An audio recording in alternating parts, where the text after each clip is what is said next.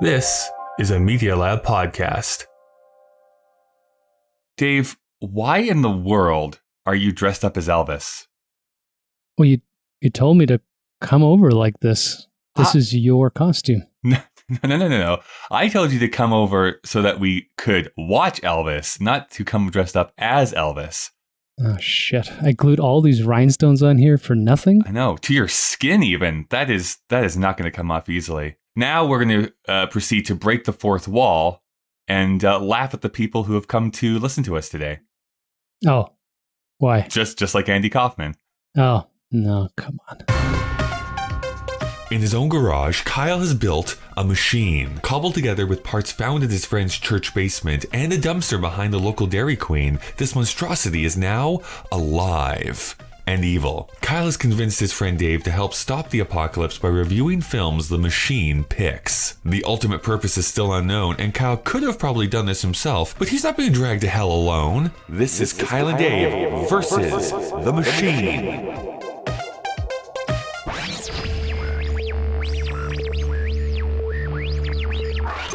You know, the thing is, if Andy Kaufman were alive today, I was thinking about this. I firmly believe 100% that he would be a Trump supporter, mostly because he continually did things that were like anti what was going on at the time. Whatever was like seen as like lowbrow or the wrong thing to do, that's when he leaned into doing that sort of thing. He would have Kanye'd it. Except he would be like, he would be him and Sacha Baron Cohen, like fighting off with each other. Yeah, that would be, we discussed, are we talking about the movie already? I think when we watched it together. Oh, no. Well, this is like not even in the episode. Welcome to Kyle and Dave versus the Machine. My name is Kyle. I'm drinking water. And I'm the machine. Great time for that water swig there, Dave. I think we should just leave it that way. It's going to be good. Yeah, this is all already going so well. This is a podcast where a sentient machine forces us to watch movies in order to prevent it from initiating the apocalypse. Although we do tend to talk about the ideas of the movie rather than the movie itself. Today, we're going to be talking and watching the film Man on the Moon. Hello, I am Andy. I want to be the biggest star in the world. Your act is like amateur hour. And I'm not like everybody else. I really like what you did out there. I'm not a comedian. I don't want to go for cheap laughs. Short? What's wrong with this guy? They detest you. That means we're a success. 40 million people are watching you every week. Party time for latka. Some of us at Saturday Night Live think Andy Kaufman's a comic genius. Thank you very much. You just don't respect anything. You said some pretty inflammatory things. I'm sorry. I've always got to be one step ahead of them. This guy is so obnoxious. It's good old-fashioned entertainment, George. Is Andy Kaufman crazy? I'm just acting crazy. I'm gonna do it again and again and again and again and again and again and again. Dave, I definitely want to know what your history with this movie is, but I think there's actually two people we need to have just a quick broader discussion about, which is first, let's talk about Jim Carrey. I want to know what your history with Jim Carrey is. So first, I watched this movie after it came out, not in the theaters. I remember liking it, and that's all I've got for you there. I was a huge Jim Carrey fan. I think my first introduction to him was In Living Color, which was the Nye band show from my family household. I think my brother and I secretly taped it. Jim Carrey was amazing at Fire Marshal Bill. All his weird characters that would essentially turn out to be him. And then extensions of him, yes. Ace Ventura was a huge hit. I think I was probably still a tween. I can't remember. What year is that? 91? Well, here is the thing. If people don't know, 1994 was this huge watershed year for Jim Carrey, because in that 1 year of 1994, Ace Ventura, The Mask, and Dumb and Dumber all came out. Oh, were they all in the same year? 1 year. Oh. All in the same year, after a few months in between each of them.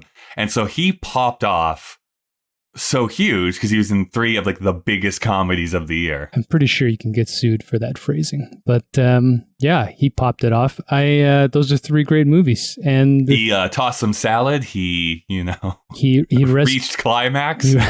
He resurrected Sean Young's career. He introduced the world to Cameron Diaz.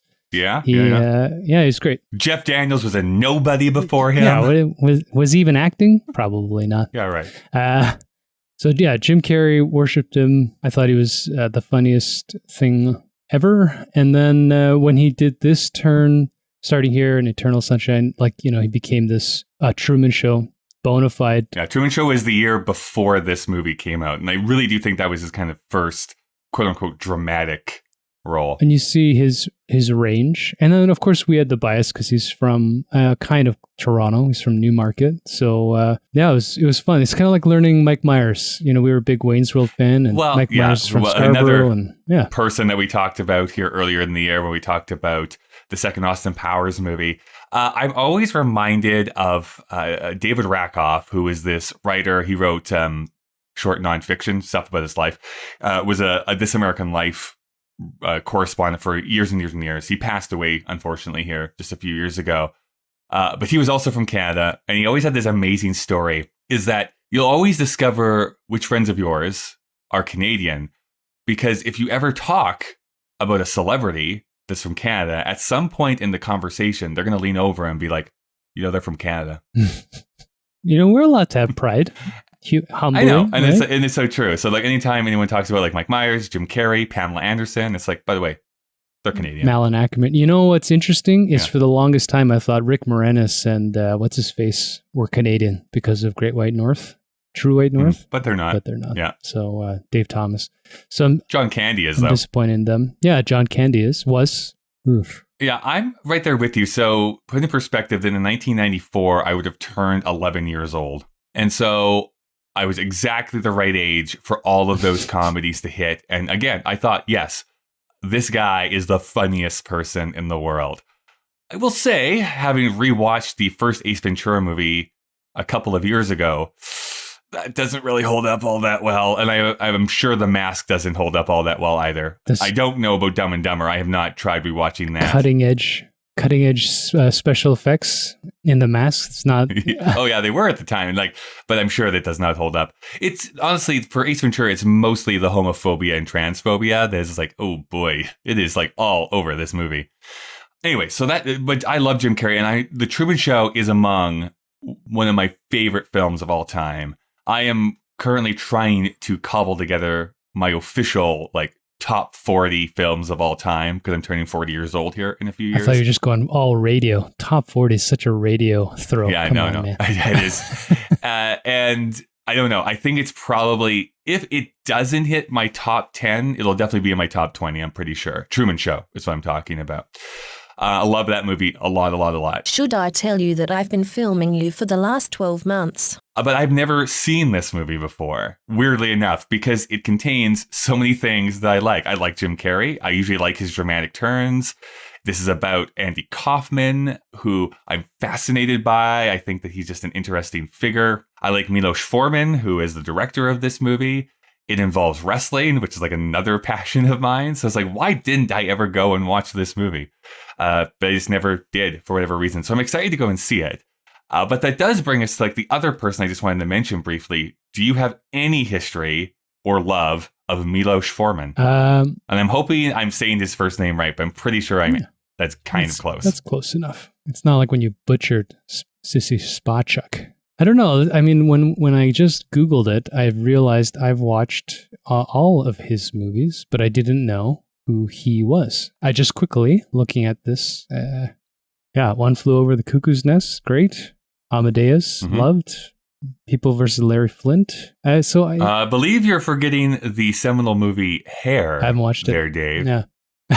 The musical Hair is somehow directed by Milos Forman. I'm right there with you. When you look at his body of work, especially his, middle period, I guess. I don't know how you would term that. Middle to late period, where it's 5 movies in a row that are good to great. It is pretty astonishing that he was able to pull that off. One Flew Over the Cuckoo's Nest is great. No argument from me there. I think it's a great movie. Also has Danny DeVito in it, I just realized, interestingly enough. I think Amadeus is a great movie. Again, going back to my top 40 of all time, pretty sure that's going to rank up pretty highly too. I think it's unfairly sometimes put into the same category as The English Patient or Gandhi, which are like these big, long, boring epics.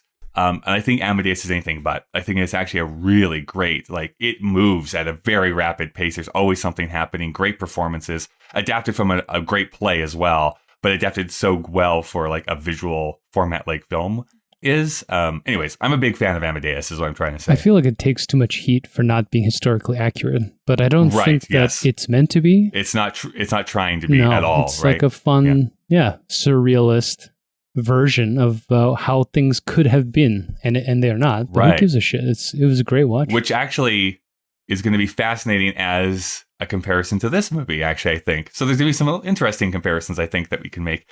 So let's do that. Let's me go thank some sponsors, and then when we return, we'll be delving into Man on the Moon. Hi there, everyone. Just Kyle breaking the fourth wall once again to come in and tell you about all of the great people that help make this podcast keep going. We are 1 week away from Christmas, so I hope that everyone is able to at least celebrate in some way, if you even celebrate at all. And I do want to thank each and every one of you who has decided to give a listen to this podcast over the last year. It's given me and Dave a lot to be thankful for. But enough of me blabbing. Kyle and Dave versus the Machine is part of the Alberta Podcast Network, locally grown, community supported. The Alberta Podcast Network promotes and supports Alberta-made podcasts and connects their audiences with Alberta-based businesses and organizations. This week, we're brought to you by ATB, and I want to tell you about ATB's new podcast, The Future Of. Join Todd Hirsch, ATB's Vice President and Chief Economist, as he connects with special guests who offer unique and useful perspectives about the future. Explore how our economy and communities can not only brace for change, but embrace the opportunities it creates. From the future of women in business to the changing nature of work itself, The Future Of helps us understand what's coming and what we need to do today to get to tomorrow we want. Featuring 2 episodes each month plus bonus episodes, The Future Of includes interviews with top community and business leaders from Alberta and around the world. Subscribe to The Future Of in the Apple Store, Google Play, Spotify, and everywhere podcasts are found, and connect to ask your questions about the future by emailing thefutureof@atb.com. And if it feels like I'm rushing, it's only because I slept in and I'm trying to get this episode up on time. We're also brought to you by the Alberta Podcast Network this week, so let's go and listen to one of our other great shows.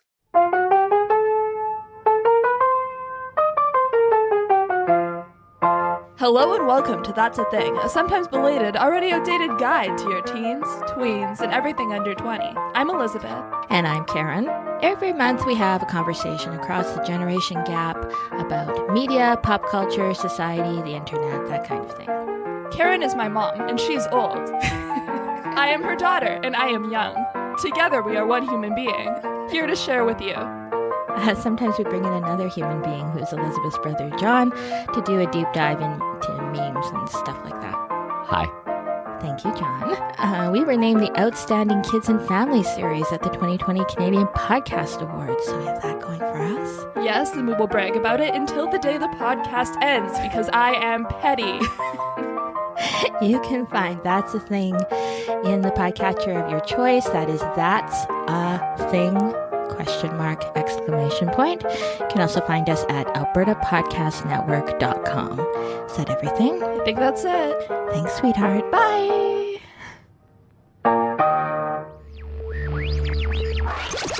I know you try to control this podcast with your iron fist and try to wield your power, but I want to go first this time and tell you what I thought about this movie.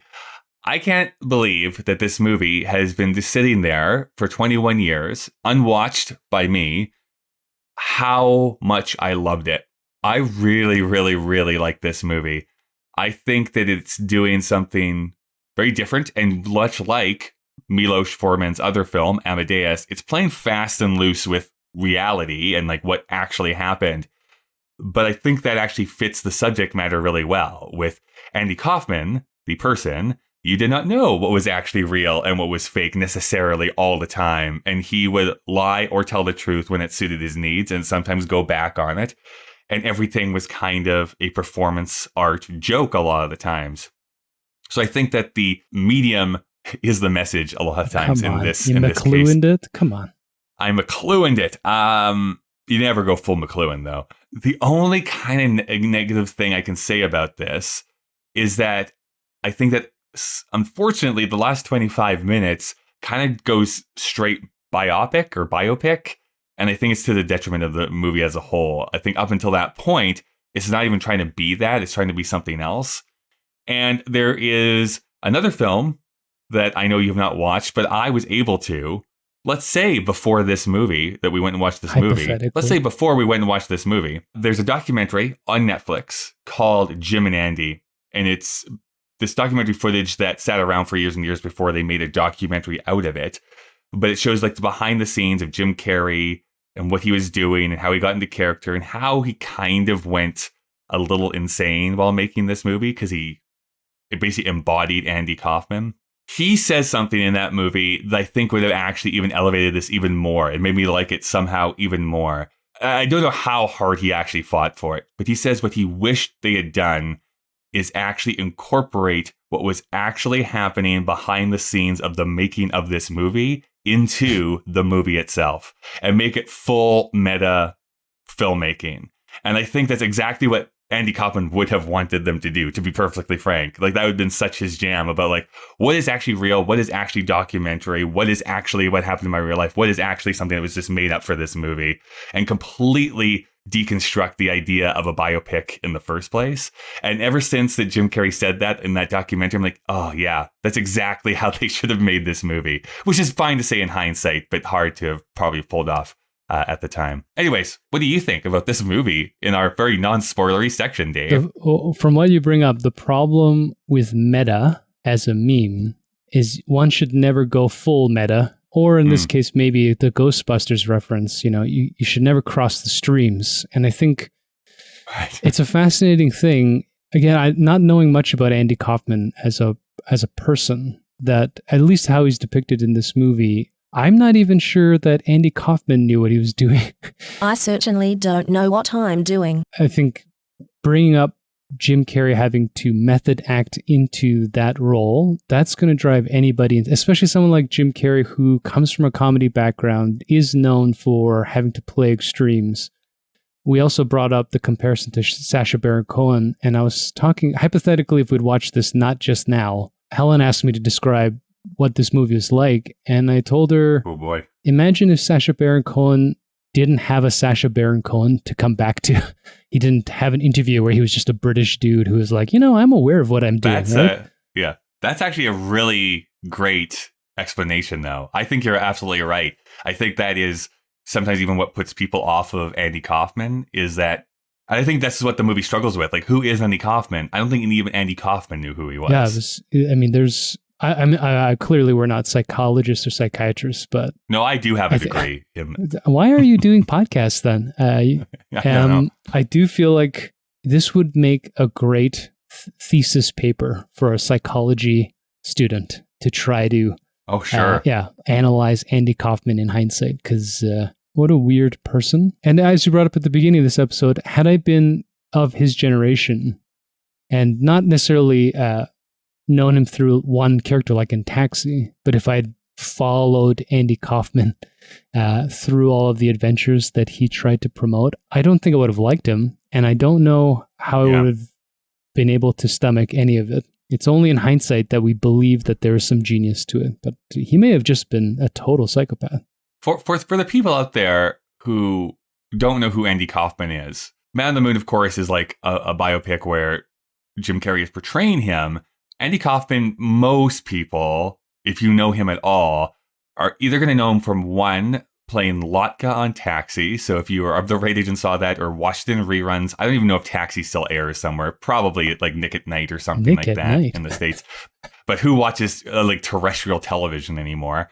So unless you have jumped into watching reruns of Taxi recently, you probably have not seen Andy Kaufman on television recently. The other thing you might know him for, if you are a Saturday Night Live nerd, is that in the first year, I even want to say it might have been the first episode, but definitely in the first season, he came on a couple of times, and his most famous appearance was him essentially lip syncing to the Mighty Mouse theme, except only when the big baritone guy sings, and otherwise he just stands there very awkwardly, kind of like glancing around the camera. They replay it like all the time on Saturday Night Live, like reels and like best of moments and that sort of thing.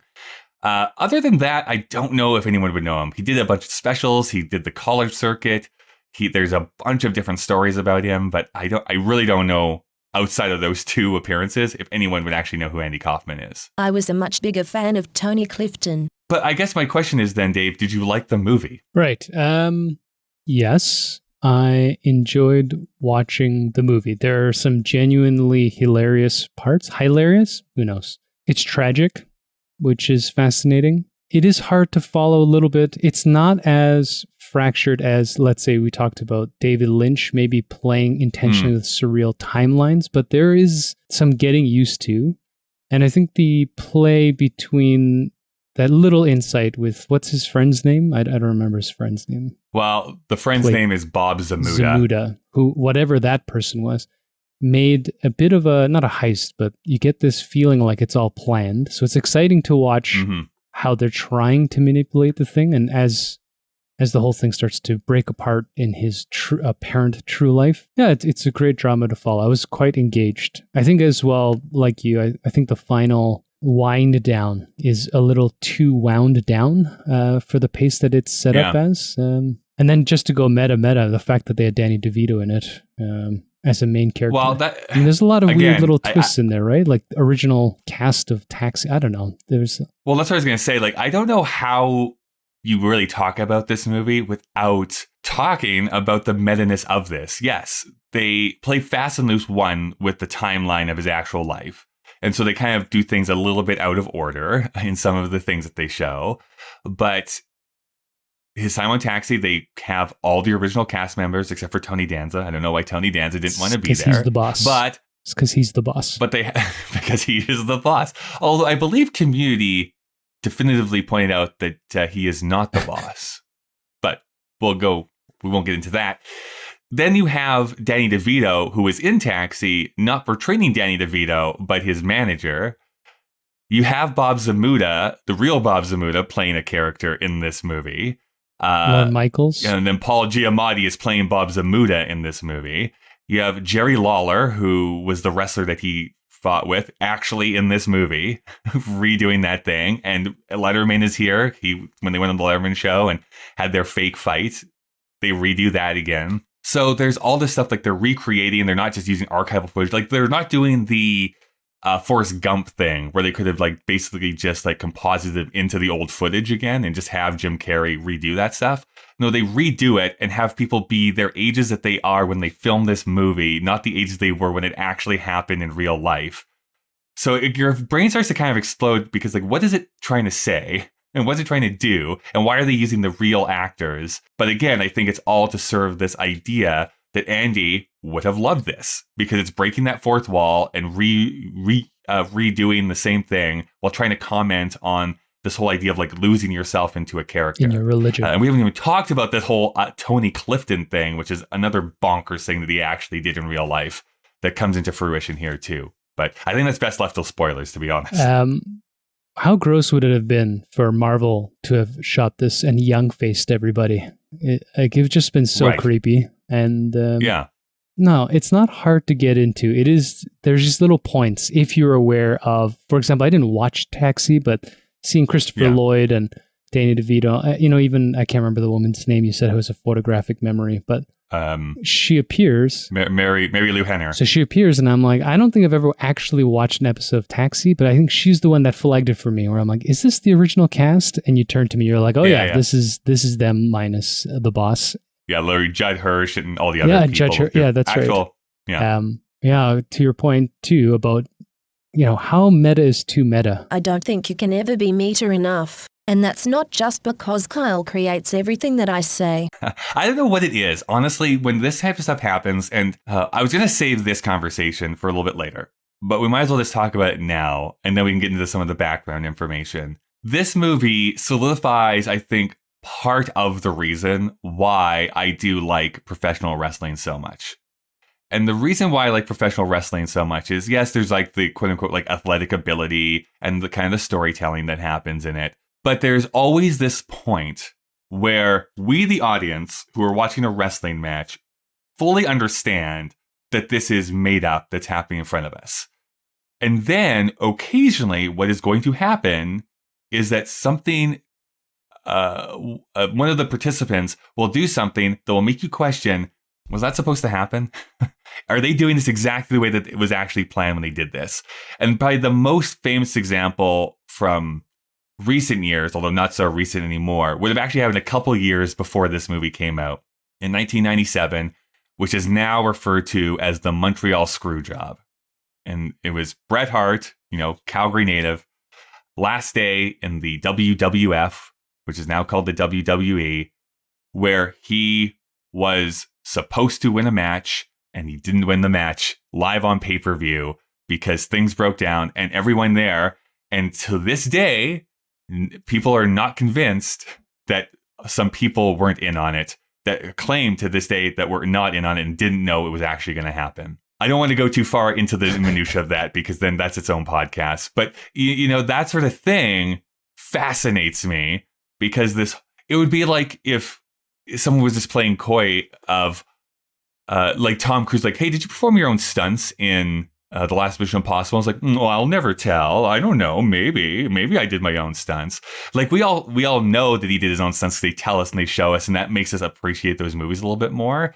But this is like us seeing Tom Cruise break his own leg on camera, and I mean, like, is that an effect, or did he actually just break his leg and they filmed that on tape? That's the kind of level we get to, and I think that's what this movie is trying to balance between. Number one, this is the most excited I've ever seen you. It's hilarious. You're like freaking out because there's too many of your I'm freaking out over interests. Here. There's too many things firing off. Yeah. Number two, on stunts, you're describing Jackie Chan because you actually literally see him breaking his leg in some of his movies. I don't know if it was Rumble in the Bronx, whatever. He couldn't continue doing stunts because he had his foot in a cast after they had to change some of the fight choreography. Right. Number three, there's that principle in writing and performing, the willing suspension of disbelief. And I think that when a situation is portrayed well, the word well being in a way that the audience accepts, then you will believe anything. I mean, when I watched wrestling, whatever the scenario was, that's why you have these so-called quote-unquote superstars. Like if you have somebody that comes out and they can embody whatever ridiculous character they're supposed to be, even though you're in your late 30s and you should know better, you're going to pay money to watch these people perform. Right. Well, I don't know. I literally do put professional wrestling up there amongst like live theater. It's a form of live theater for me. There's so maybe many low end live theater, but there's just so many bad actors, right? I mean, I think in its heyday, I'm trying to remember the last time I was really into it was probably when I was in my early 20s, and it was WWF Monday Night Raw, and you had The Rock hadn't even, I think The Rock was just appearing, Triple H, like all these guys would come out and they were fun to watch. They were so stupid, but they were like really into it. They really bought into it. And of course the heyday, I was a Hulkamaniac and all that stuff. And it was fun. Sure. And then it got weird, Kyle. A lot of weird guys it got a bit too weird by the late 90s, early 2000s. I'll agree. It's kind of shifted almost too far the other way now, in my opinion. Romances and... well, we want to get even into the weird. Oh, yeah.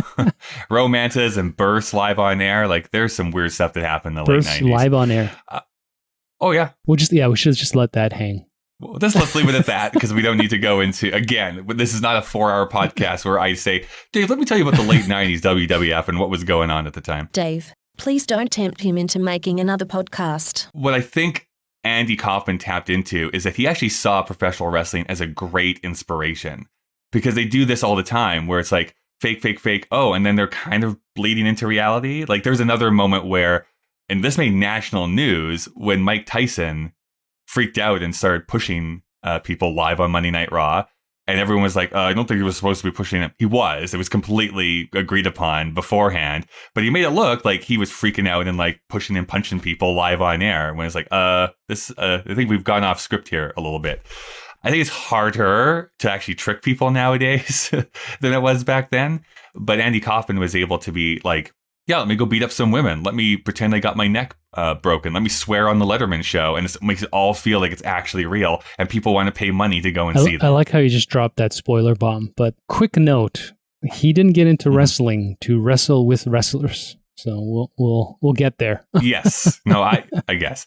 Let's do some backstory here, Dave. So Man on the Moon was released on December 22nd, 1999. This was also the release day of Any Given Sunday, written by Daniel Pine, directed by Oliver Stone, and starring Al Pacino, Cameron Diaz, who we've already mentioned, Dennis Quaid, and Jamie Foxx. This movie, I will say, is actually not that well rated. 7.4 on IMDb, which is okay, but 58 on Metacritic. And then over on Rotten Tomatoes, for 120 critics, it's rated at 63%. And 94,212 users give it a 79%. So it's barely a fresh movie, according to the Rotten Tomato rules. It is available on DVD and Blu-ray. You can buy or rent it on iTunes, and you can also rent it via Google. In Canada, there is no streaming service currently that has Man on the Moon, which is unfortunate. Its budget is a little bit surprising, although maybe not surprising, as Dave tried to convince me here before we started to record. Its budget was $82 million. I have to imagine that part of that was Jim Carrey's salary. But, Danny DeVito doesn't come cheap either. So I mean, it was already the Penguin. Him. Also, if one rents this, they will note that there are so many set pieces and changes and real sets. I mean, I don't think they kept the set of Taxi. That's a real wrestling ring that they got. I don't think they've maintained the specific ring or David Letterman's set. And, of course, with movie magic, you can always cut corners so they don't have to be entirely exact. But there's a lot of work. This thing takes place in how many timelines, how many little events. There's a prostitution thing. There's so many things where they have to build stuff. So the real question, Kyle, is why was Runaway Bride $60 million? Boy, your eternal question, don't you? $60 million. Well, it opened to $7 million. Domestically, it would make 34, and internationally, it would only make $12 more million, which brings it up to 47. This is bombed at the box office, as per its budget. 74 million with inflation. Its plot description from IMDb is very illuminating, Dave.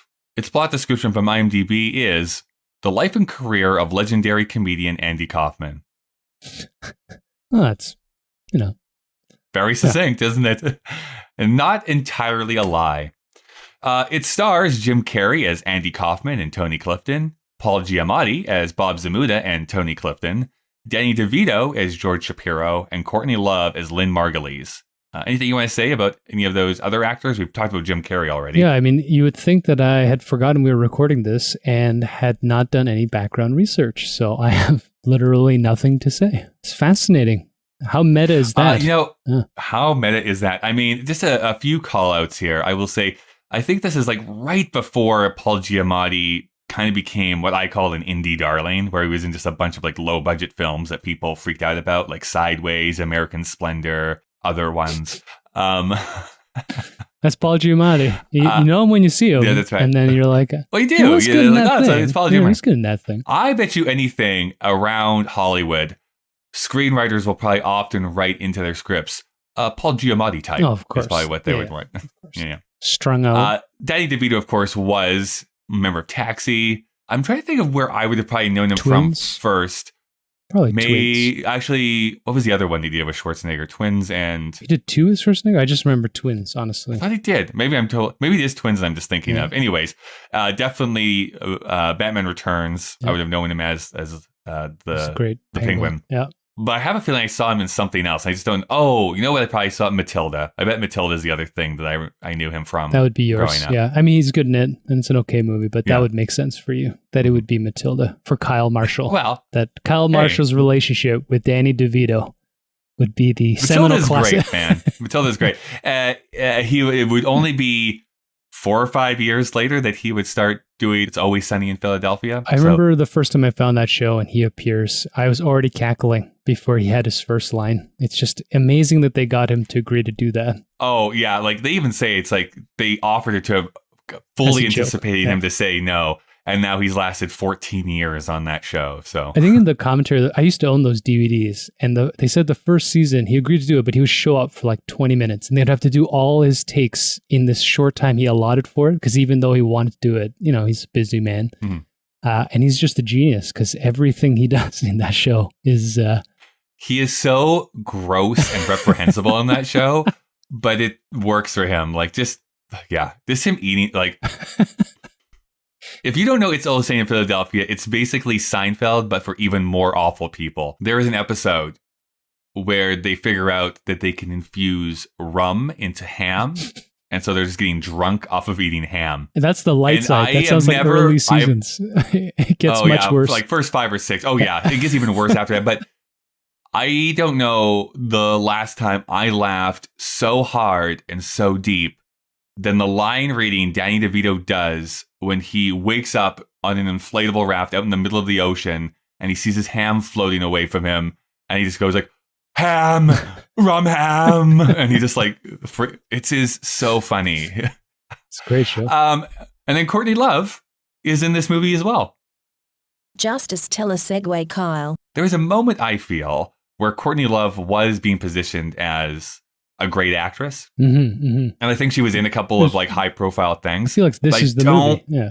If I was this movie, there's another thing I saw her in too around this time, and now I don't remember what that movie is. Maybe I don't know really if that ever legitimately became a thing. I think I was just going to say she Sheryl Crowed a little bit. I think around this time, because, as she was growing up with Kurt Cobain and doing Hole and all that stuff. Did she know Kurt Cobain? She was already, right, on the addict side. But I think around the 2000s when she started not looking so great in her public appearances, kind of looked a little bit like she was having a hard time. And I don't know, apparently it doesn't work in Hollywood.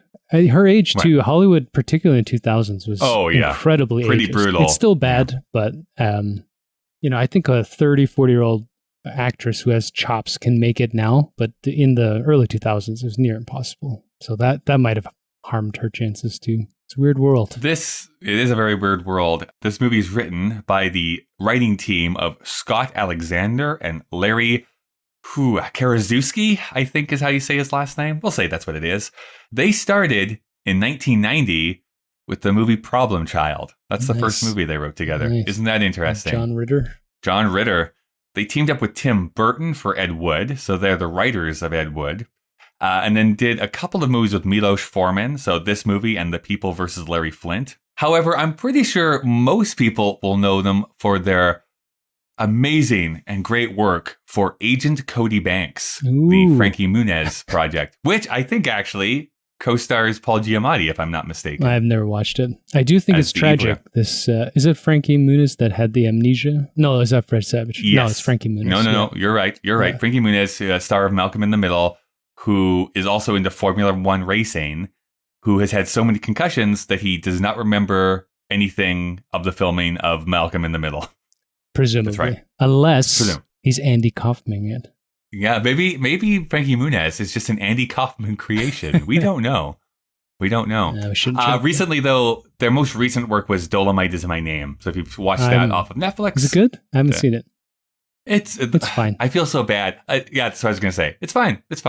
I didn't hate it, didn't love it, but it was fine. Yeah, they're talking about how it's the resurgence of Eddie Murphy, but I wasn't ready for it. I mean, it's the best film he's been in a decade, so if that's the resurgence of Eddie Murphy, sure. But by the way, the Machine is the one who's racist. Skipped over his two big movies that came out in 1999. So there you go. I'm pretty sure that was a rounding error. And when I say big, I guess when I say big, that should be like a little asterisk beside that word, because that's doing a lot of work in that sentence. He did the movie Life, and he did Bowfinger. You know what? I actually liked Bowfinger. Is that Steve Martin? I did too. I remember. Yeah, I remember. It's probably also the last good movie Steve Martin's been in. That's shade being thrown, but I love Steve Martin growing up. His live act with Martin Short was quite good when they did their little research. I saw it in Calgary, live here. All right, let's move on. Directed by Milos Forman. I'm going to say his name as many times as possible. He's from Czechoslovakia. He's directed a few documentaries and features before jumping to the United States. So One Flew Over the Cuckoo's Nest is his first, I believe, English language film. Well, is one of only 3 films. Here's your Academy Award trivia for the week, Dave. It is one of only 3 films to win the Big 5 all in one night, which is the best screenplay, best actor, best actress, best director, best picture. Pretty small company to be able to do that. Of course, did Hair, the musical Hair, which, to be perfectly frank, I'm not the biggest fan of the musical Hair. There's some good music in it, but the story doesn't really hold up in the year 2020. And of course, there's Amadeus, The People versus Larry Flint. The last film he directed was Goya's Ghosts in 2006, which I have never seen, so I don't have an opinion on it, although it was not very well reviewed. And he passed away in 2018. So no more Miloš. Wow. For us. Miloš. What if you have to do an inflection on a different vowel? What if it's Miloš? Kind of. Yeah. So I guess now that we're in the spoilery section, the gloves are off. I want to talk a little bit more about Tony Clifton specifically, because this is where I could understand why people would even start to hate this movie once the Tony Clifton character kind of gets introduced. So again, if you're listening, haven't watched the movie, in real life, we have Andy Kaufman, who is doing essentially stand-up gigs, but doesn't really do jokes. He does kind of impersonations. He does these odd characters. And mostly he does stuff that essentially he finds funny, but he doesn't really care if the audience finds it funny or not. That's what we're led to believe in the movie. We're led to believe. Yep.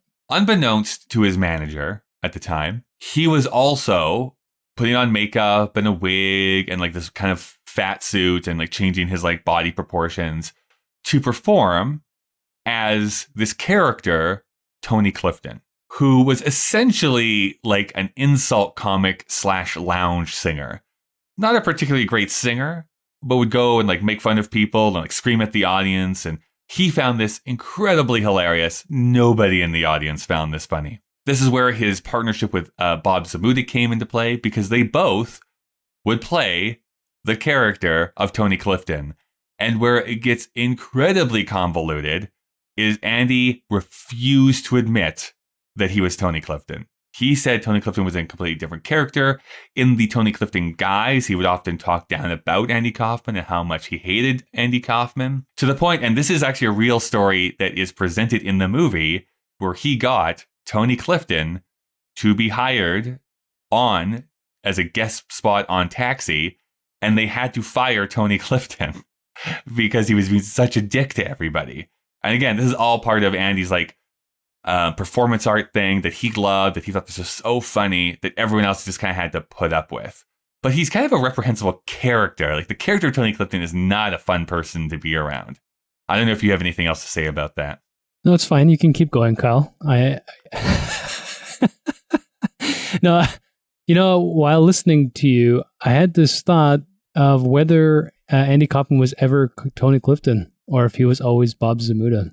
He was at least once, right? Like, I guess. Yeah, at least in the film. Yeah, there was that one. Well, no, twice. Once with the little meta stage act, and then at the end of the film. And it brings again the question of whether Andy Kaufman should be credited for being this genius who's aware and playing this in a meta and intellectual sense, like playing a joke on an audience, or if he was just insane and this was part of an initial schism in his mind where he couldn't actually differentiate between the two. I feel like that's just a regular Friday for you. I think in the movie, for sure, there's a tone that all of this is this inside joke, much like the comparison to Sacha Baron Cohen, where the joke isn't about who he's in a room with, but rather maybe in hindsight or how it's portrayed once people are aware of what's happening behind the scenes. Like I hate Borat and Bruno and all of that stuff because I don't care about the backstory stuff. I don't care why he does it.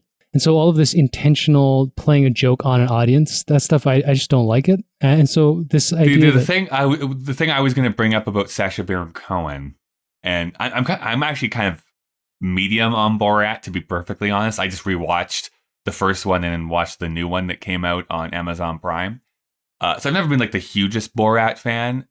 What is kind of fascinating, why I know for a fact how much Sacha Baron Cohen was influenced by Andy Kaufman, is that you get to have again that meta conversation about who is in on the joke and who isn't. Because there's certain skits that everybody in that room is in on the joke and they know what's going on and it's just scripted.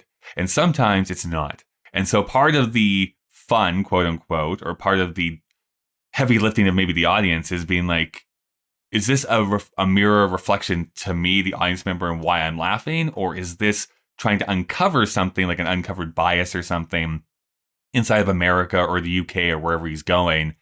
But at the same time, does that still hold true if these people know what is going on? There's another whole conversation to be had about that. Yeah, I think we talked about, I don't remember which episode, but we did talk about this concept that maybe it was the last one, the surreal is meant to leave you questioning yourself rather than to entertain you. The way this movie portrays Andy Kaufman, I think that's exactly what we're supposed to believe. That Andy Kaufman is completely aware that he's challenging the audience, kind of telling them to fuck off, that it's not what you think, and I don't give a shit where you thought you were supposed to be. But when you leave this theater, you're going to start questioning why you thought anything was funny. It puts a lot of credit onto people. So at least, again, maybe I'm thinking too much about Andy Kaufman rather than the movie, but it's an interesting thing to watch, that this is a biopic that's definitely leaning to this idea that Andy Kaufman is designing these experiences for other people. The hardest part actually that I had getting there was the opening sequence of him as the part where he's a child and performing for himself in his bedroom. I don't think that plays with what he becomes later. And I think that really has been jutting out in my mind as probably the weakest part of this movie, and maybe connects with the ending, which is also a little weak, which is, I think every celebrity is going to suggest that they were performing since they were 3, and for that to turn into him, like the next sequence is him at a comedy club, like just bombing. Weird. Yeah, like very weird. I agree. I think that in the framing of a biopic, I never know how to say that word, but in the framing of this like real life tale, I agree with you. In that one scene is like, we never really tie it back to that need to perform, because that really isn't what we see for the rest of the movie. He's like, I'm performing for myself and I'm getting joy out of this for myself. And I think what they're trying to do at the beginning and what the kind of the narration is saying is that he's trying to impress his father, and that he's trying to get close to his father. He wants that connection there. But I don't think that ever really comes into play for the rest of the movie. And again, if they wanted to make that point, not to belabor this too much, but in the documentary, Jim and Andy, boy, do things get wild. Because essentially, as Jim Carrey is embodying Andy, he claims like the spirit of Andy Kaufman like infused himself into me, which I kind of go bullshit on, but whatever. That's what he says. However, he would hold conversations with Andy Kaufman's parents, with Andy Kaufman's brother, and have like these, like they would be weeping and like hugging each other by the end of it, because they're like, no, it was actually Andy that was speaking to me from beyond the grave. Like they had these very emotional moments. They don't show a lot of that, but they enough of it to be like, holy geez, like I can't even imagine how Jim Carrey wouldn't have lost it, honestly, when you're having that kind of thing thrown at you. And apparently Andy Kaufman had a daughter, which is never talked about in this movie, who never met her father before he passed away, who came and saw Jim Carrey and again had like this emotional like breakdown in his trailer. And so if you're going to make that connection between like this amazing person, Andy Kaufman, I just don't think you see that in the movie. You see the put upons, you see how he keeps playing with it, that every time you think someone is in on the joke, he twists the knife a little bit further. Actually, you're not in on the joke. I'm in on the joke, and I'm going to keep lying to people if I need to so that I can keep entertaining myself. I do think, I mean, knowing not that much about Jim Carrey, I would expect that Jim Carrey as a person would probably have a lot of similarities to an Andy Kaufman. And much like I was talking earlier about Sacha Baron Cohen, there's probably a stronger root or core system where he can flip back to something more central to himself. But there was that period where Jim Carrey was not really doing a lot of big blockbusters. And whenever you would see a candid interview, he looked completely unhinged. But if you become famous for playing exceptionally extreme characters even in a drama, you have to be in a, like, this is not like Truman Show is a meta movie where he has to continually question whether anything around him is real. And then you go home and you're Jim Carrey and you're making $20 million a movie. You can't go anywhere without being recognized. How can a person remain sane, or whatever that means, but average or normal, or have a context that makes sense? So I'm average at being above average. The only thing about Andy Kaufman is I don't remember him as being this kind of big name. I think he's more of a cult figure. He is niche. If yeah, I agree with that. I don't ever think he really broke through, even as much as what this movie wants you to believe. Right. He broke through to a certain segment of people for sure, but I don't think he was ever as popular as even, say, gosh, I'm trying to think of someone that would be super popular. Like, he was never a Steve Martin, for instance, in the 70s. Like, Steve Martin was selling out stadiums across the country. Andy Kaufman was going through the university circuit. Like, he was not selling out stadiums. You know, Andy Kaufman, it's kind of like when you watch comedian bios or documentaries, they always have these guys that just didn't make it. They're always like, oh, that guy used to always, I think he's like a cult figure in that sense. Like, I have a sense that all these comedic geniuses and people are like, that guy had it.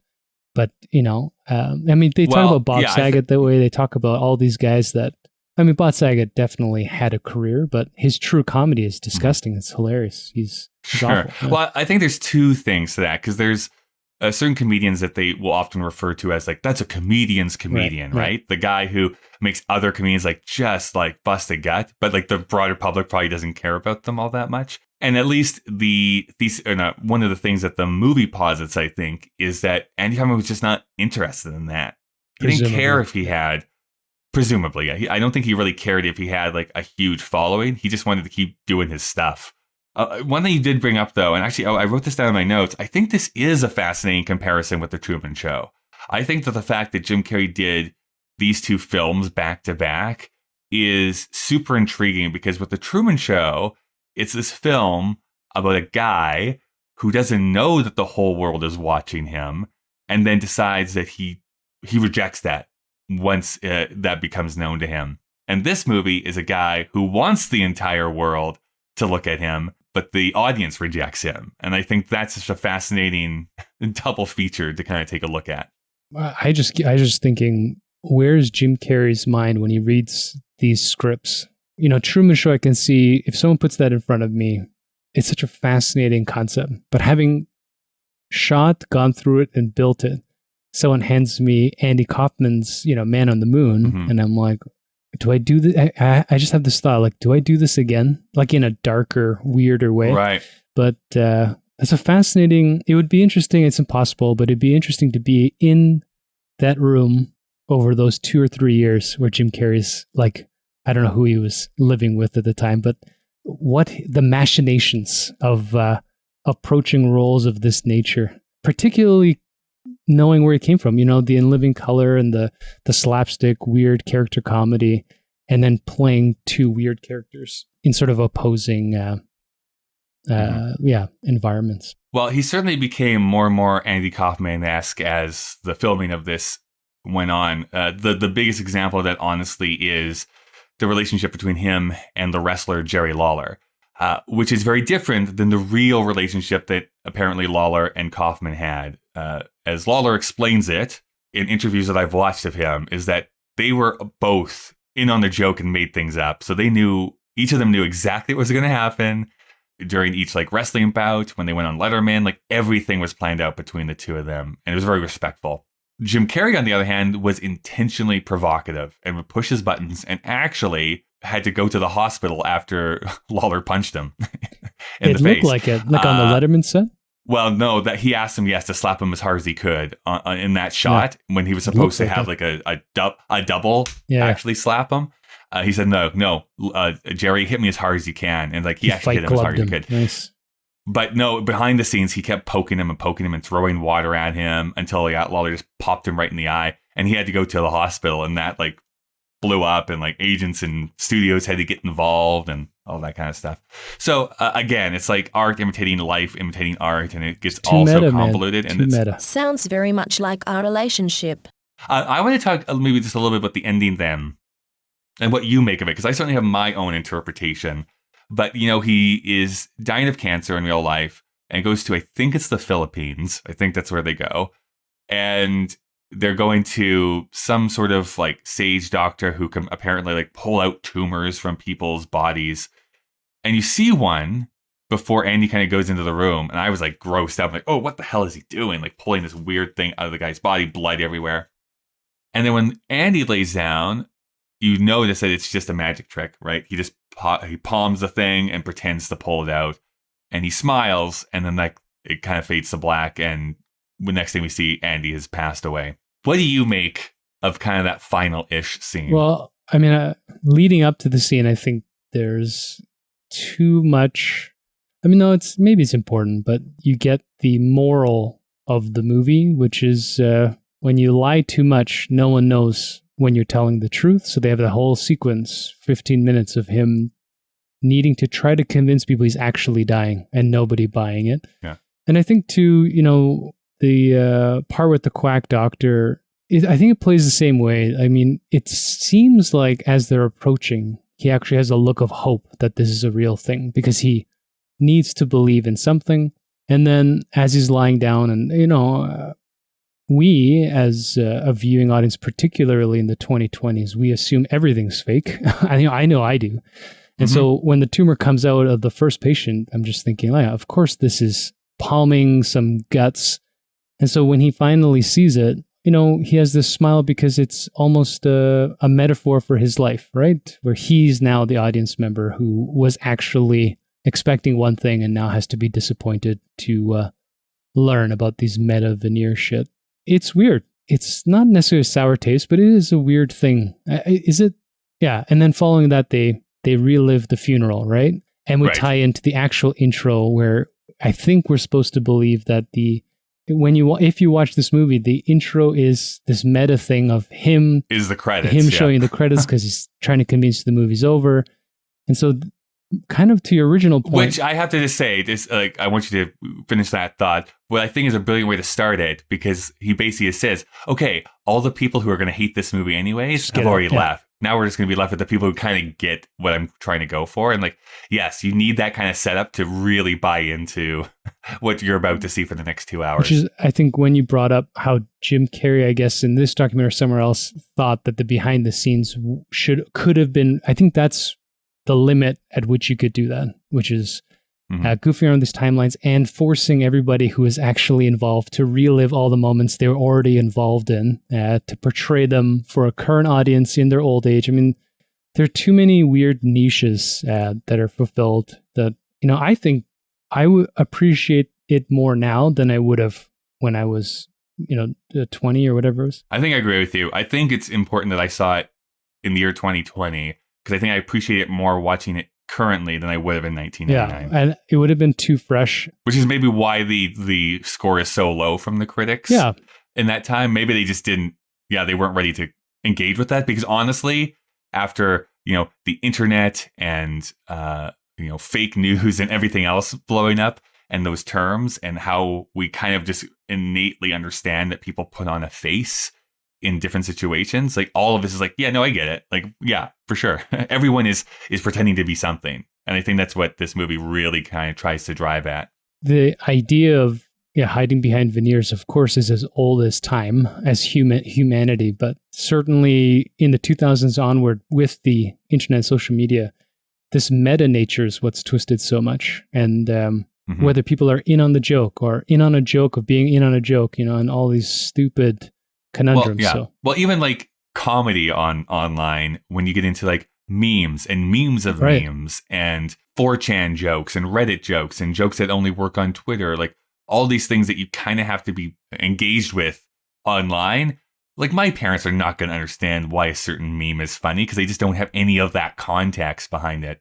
We do. And maybe that says more about our society is maybe we should just disengage more. Maybe we'll be happier if we don't try to impress other people or try to engage with the more popular things that are going on. I think that's a fact. The problem is it's not easy to do, and it requires deep psychological self-reflection on one's own true motives and goals and values, and nobody has time for that. I got to get to my next post and next like. It would be fascinating as a hypothetical, watching this movie, how, like I think you brought up earlier, what would Andy Kaufman or someone like as distracted as he seems to really be like in the internet culture? I wonder if he would just disappear and not be a part of it. It's too much. Like, how do you be meta in a culture of meta-ness? It's harder to do, for you'd be sure. even more insane. I'm just trying to think of an example of whether people are already doing this and just, I mean, I guess, Sacha Baron Cohen, but I don't know. I mean, I was going to say Sacha Baron Cohen comes the closest to it. And even in the new Borat film, what's actually kind of smart that he does is that he has to acknowledge the fact, like, I can't actually be Borat anymore. That's actually how the movie starts. Like, I can't just walk down the street as Borat in America because everyone knows who I am. So I can't actually do the same thing, which is why he has to bring his daughter to be the surrogate person who's in every scene to cause the comedy to happen. I think Andy Kaufman would have found the same thing had he survived to this point. If he would have survived to this point, like, who knows? Well, he didn't. I think either he would have totally disengaged, or as I said beforehand, I think he would have been a Trump supporter because he liked to rabble-rouse and like just go kind of against the grain of what people were doing. I haven't watched the new Borat movie, but doesn't he wear other costumes as Borat wearing those costumes? Yes, And that's the thing. He's Borat as. Yeah, it gets so weird. But he's, again, if we think about the original Borat film where he's basically in every frame, in this one he's maybe in a quarter of it. It's really mostly the daughter that's the in problem it, with meta, right? Stuff. It's you have to hide between more and more shells. And I think this is the point of the movie. I think it might have just been a precursor to the internet age. I don't think he even knows how many shells he's wearing. Yeah.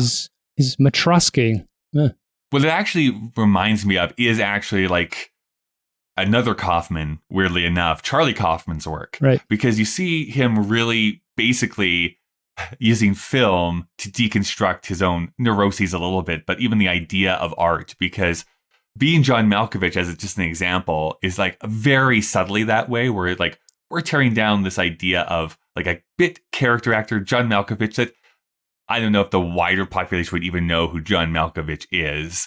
But definitely film nerds know who John Malkovich is. John Malkovich is my stepbrother. And then you follow that up with Adaptation, which is essentially a sequel to Being John Malkovich, but not really. And it's also an adaptation of a book, but not really. And he creates himself to be a character with a twin brother that he doesn't actually have. So that kind of just blows out. And then I think it ultimately gets to be Synecdoche, New York, which is like an artist trying to create a film over 40 years, and it totally consumes him, and it's his downfall. So he's constantly like wrestling with these like big ideas. In fact, it would have been actually fascinating if they had tried to make this movie just a couple years later as Charlie Kaufman as the director, because I think he would actually be a better marriage to this material. It would break. Than Milos Forman is. With that screenplay adapted by David Lynch. Yeah, like it would just like... Now, I can't say that would make it good. I'm just saying that would have been an interesting way to go, and that would break my brain probably. Things would just light on fire spontaneously. It'd be the end of the world. We're done here. The machine has asked us to wrap it up, so let's ask those questions that we normally ask. Do you think this holds up, and do you think it is culturally relevant, Dave? I mean, I guess my preface is that I did enjoy watching it. However, I don't think it... Oh, I hear a but coming. I don't think it holds up that well. And the reason being, I think it, like, I can't remember which movies we talked about. It's come up a lot, but in this talk too, if you're not in on the joke, then there's no relevance to any of it. It's entertaining to us because we have some grounding, let's say in Taxi or Jim Carrey, but it's pretty dated. It's talking about a past time. It's a type of performance that's been pantomimed so much and evolved so much that I don't know. I would never watch this movie again. I'm not sure if it holds up. I don't think it holds up as well as you clearly do. Yeah, I fully admit that this is just entirely my jam. So I'm a little biased. It had wrestling in it, so it's going to be a 5 out of 5. But no, that's not necessarily we'll true. See. Or else I'd be like, Ready to Rumble is the best movie ever made. You know what is a good wrestling movie? That Netflix movie with that kid that finds the mask. Have you seen that? You should watch that. Oh, I have not. No. But you've told me, like, I think this is the third time you've told me to watch it, and I'm still not going to watch it.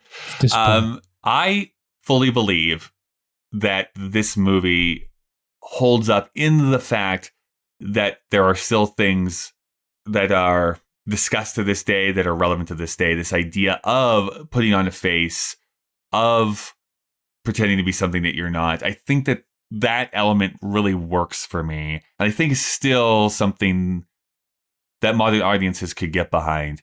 Now, I think you are right to call out the fact that because I know a bit about Andy Kaufman, that I think there's some things that my brain and my mind are filling in that this movie does not really fill in very much.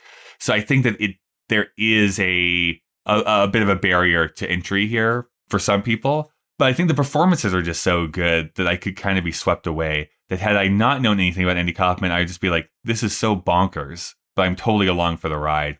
You may disagree with me, but the fact that Jim Carrey was not even nominated for Best Actor in 1999, I think is a bit of a travesty. Not only do I think he should have been nominated, I at least think that his performance was better than Kevin Spacey's was in American Beauty. I was going to say, we need to dedicate an episode here, Kyle, or some type of discourse on this year's Oscar nominees in general, because...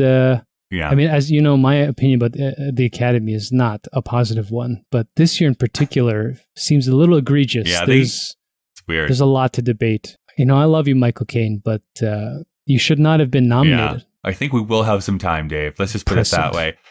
So anyways, what I'm trying to say is that I think it holds up just by the quality of the filmmaking and the performances. The specific subject matter, sure, I think there is a bit of stuff that you need to know, but I think that's true for any historical film. Like, the movie can only do so much, and then you kind of have to fill in the gaps with your own knowledge or reading. Otherwise, you need a documentary to be like, or you need Ken Burns to be like, here is 15 hours on Andy Kaufman and everything that happened in his life. Just to point out your bias, I did not know anything much about Mozart's life or Larry Flint's life to enjoy those movies. And I haven't watched them recently. Maybe we should, but that's not why I enjoyed them.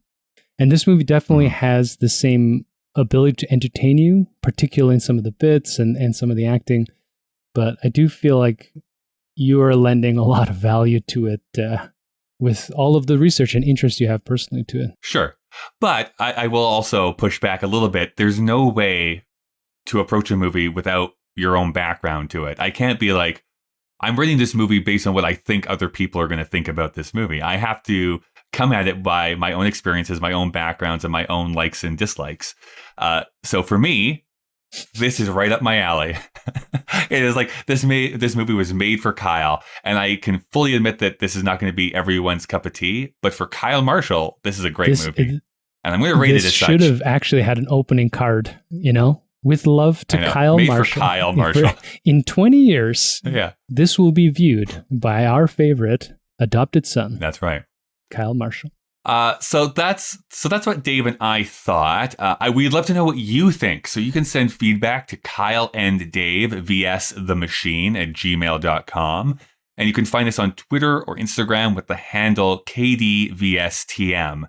If you want to see the entire list of films from 1999 that we've watched and rated, you can go to our Letterboxd page. That's letterboxd.com/KDVSTM. And if you want to support us monetarily so that we can continue doing this podcast and not usher in the apocalypse, you can go to our Patreon page. There's a link in the show notes for this episode. You can support us for as low as $1 per month. And of course, we do not want you to donate if it in any way causes you financial hardship. By the way, something you can do for absolutely free is to leave a rating and review on whatever app you use for podcasts. So, let's get to rating this movie, Dave. Out of 5, what would you give this film? You know, I think I'm going to go around the 3.5. I think that... All right. That's respectable. I think I'll agree with the general consensus on the internet that it wasn't a bad movie. It was barely fresh, as you put it. It's barely fresh. A ringing endorsement by one David Yun. You know, I think what at some point, Dave, what we should really do too is describe to people how we look at the numbers that we give to movies. Because I think your 3.5 and my 3.5 are vastly different things. Well, I did propose that we do a little bit more of a either genre specific or no, that's way too hard to do. Because this is 2 out of 4 for a horror film. I meant more like, you know, acting could be 4 to 5. Plot, nuance, that sort of thing. But but then that would make like this last section of the podcast 30 minutes we long. could do that. As we get into the minutia. Kyle, we could do that. Oh, I see. I never do anything off mic, as you know, Dave. I,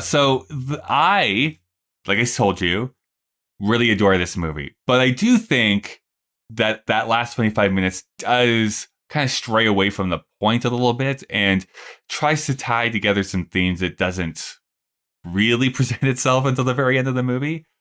So for me, it doesn't quite get to that like perfect 5 out of 5 mark. For me, I'm giving it a 4.5.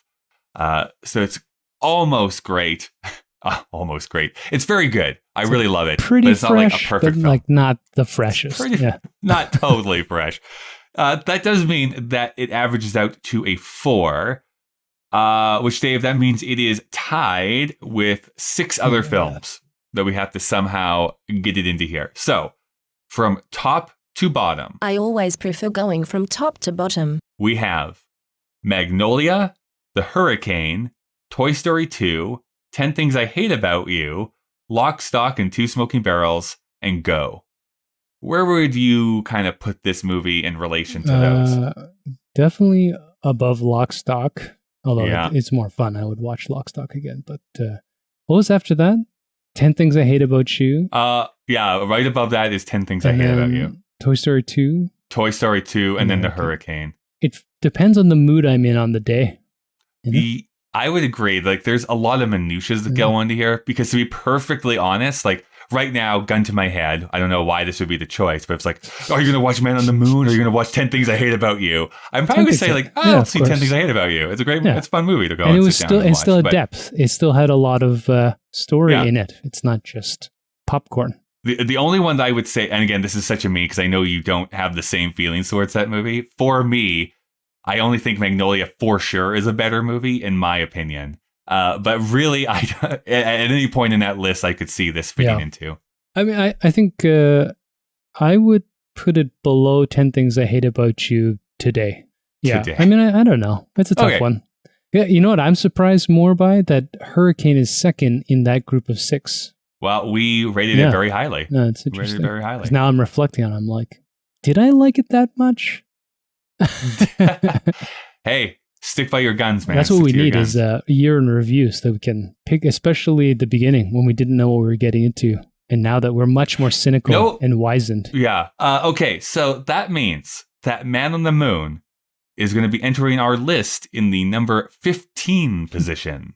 Well, we've talked a long time. Let's see what we're going to be. Let's see what we're going to be reviewing next week here, Dave. Oh, speak of the devil. We're going to be actually talking about a Charlie Kaufman movie, a Charlie Kaufman written movie, at least, Being John Malkovich. Next week. Of course, next week being Christmas Day. So not only do you get to unwrap your presents, but the joyous gift of me and Dave's voice will be entering your ears next week on Christmas Day. Try to wrap that up. Hey, Dave, do you want to wrestle? Just want to wrestle? I guess. I don't know. Are there any women around? Dave, there has been no woman that has entered this house for the last 5 years.